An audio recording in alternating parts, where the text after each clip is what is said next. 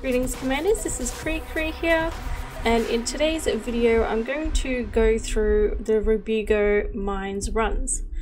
So some of you may have noticed that when you're accepting missions for doing Rubigo runs, they have changed. So that means that we need to change with it. So we have done some testing, and by we I mean Odin3473 has done some testing to find out what is the best build now with the mission changes. Now, just before I do go into the builds that I have available for you, probably the best thing to talk about is what has changed.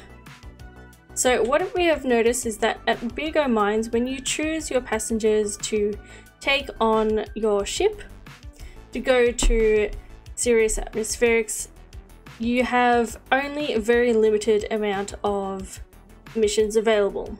And so that means that you actually earn less doing the previous build of my previous video. We found that having the business class passenger cabins are the best way to go about it. So now I've got 4 builds for you. The first one is a Python. This is going to be an engineered build. It's not going to be heavily engineered, just enough so that you have the minimum jump range that we suggest of 30 light years, just so you've only got 2 jumps there and 2 jumps back. So starting off with the hard points. Previously I had weapons in here. This is only for those that feel like they might need a bit of extra protection just in case they get interdicted and they drop out and they need to defend themselves instead of trying to get away. So considering the NPCs are really, well, they're not very good at interdicting, so you usually win. So I don't feel that you really need any hard points, but if you like, you can put them in there. Now let's move on to utility mounts. Now, similar to before, I have 2 heatsink launchers, and I also have E-graded shield boosters. You may not necessarily need this. If it makes you feel safer, then you can have the shield boosters there, otherwise you can take them away. Moving on to core internal. Now this is pretty much the same as before. I've kept the lightweight alloys for armor. I've kept the 5C power plant because you may not need any more than that. You can reduce it a little bit more depending on whether you keep the shield boosters and the weapons. Next is derating the thrusters. And next is the frame shift drive. This is a 5A and I've engineered this for grade 5 for increased FSD range. And the experimental that I've put onto this is the mass manager, just so you do get that extra jump range.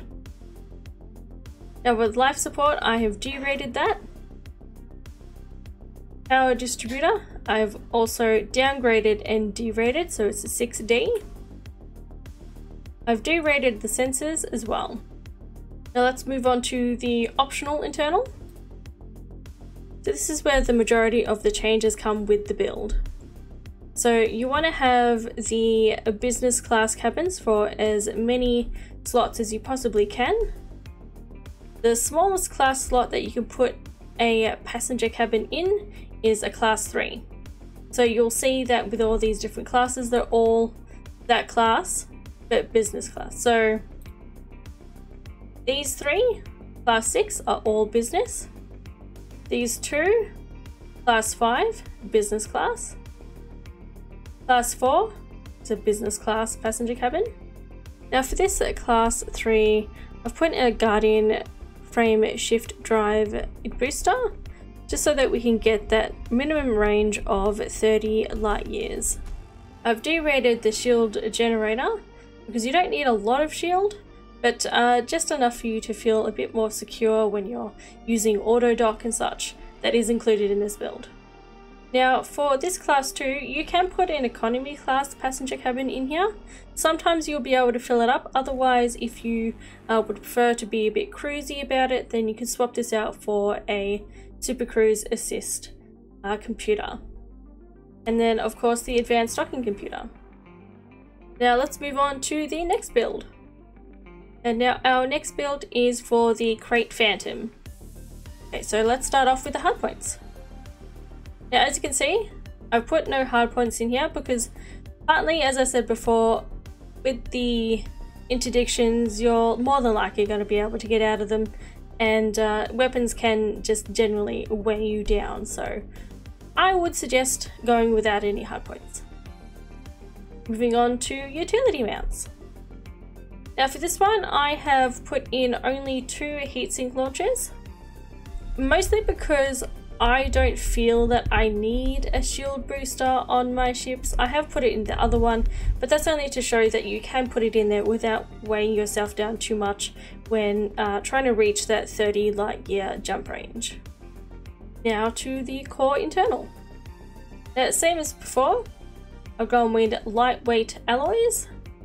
The power plant, I've gone with a 3A. Thrusters, that is D-rated and downgraded to a 5D. Now, same as before, this frame shift drive is a 5A, but this time it's not engineered. But obviously, without any kind of assistance to get the jump range up, you don't necessarily need to engineer it, but there is another module that I'll get to that helps with getting your jump range back up. Then the life support at being a D, once again keeping things light.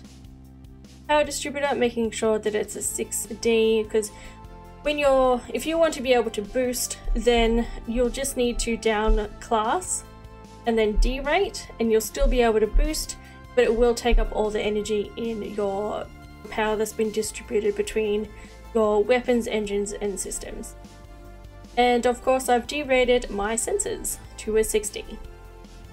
Moving on to optional internal. Now, obviously, as I said before, we're keeping it all business class. So this class 6 is business. These 3 class 5s are all business class. This class 3 is business.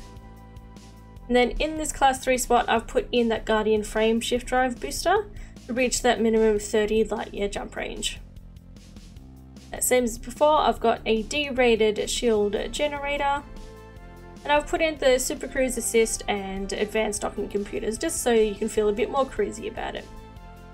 Now let's move along to the beginner ships, where I have another Python and a Dolphin. So next one will be the Python.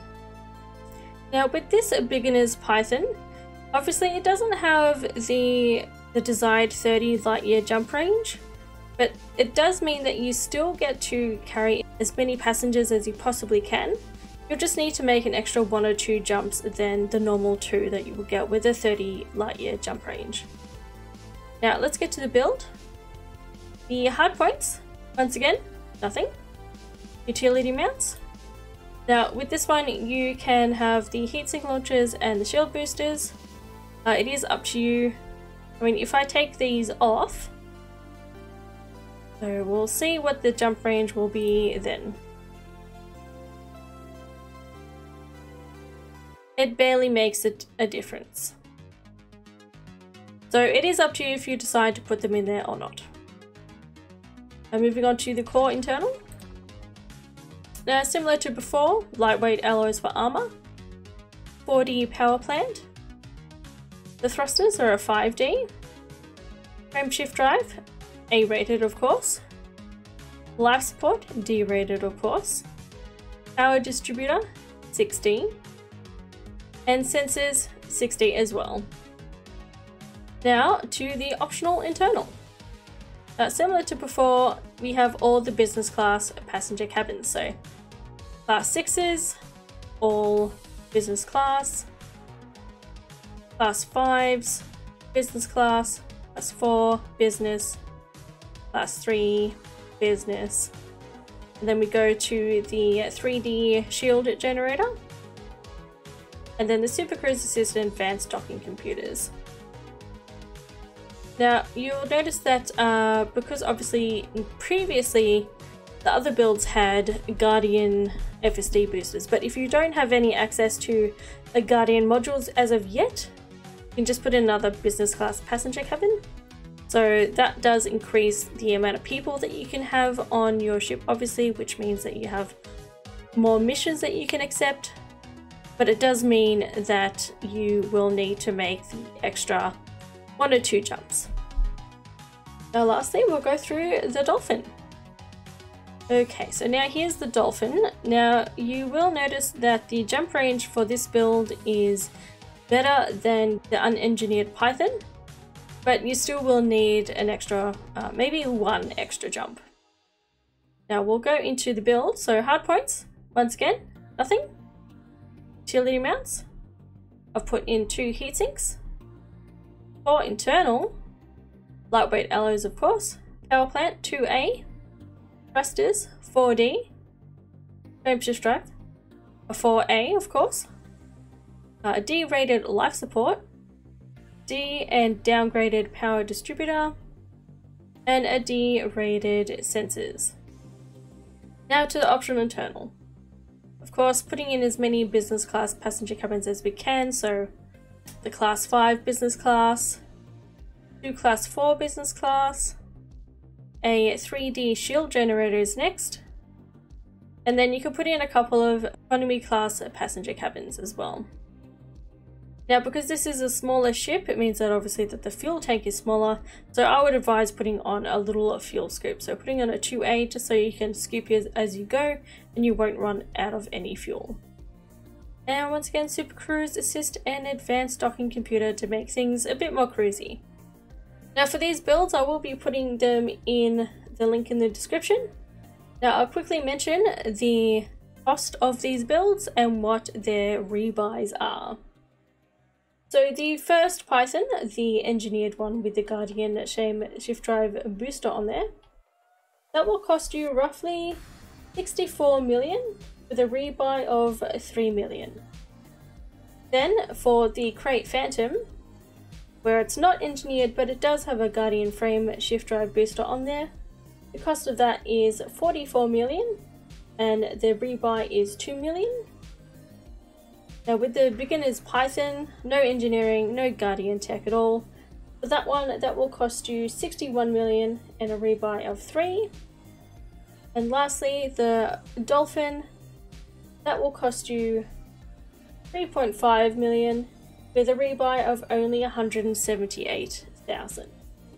Now I do have another video, as I had mentioned before, on doing Rubigo runs before the change, so you can definitely go check that out because I go a bit more into detail about how to do the Rubigo runs, so definitely go check that out.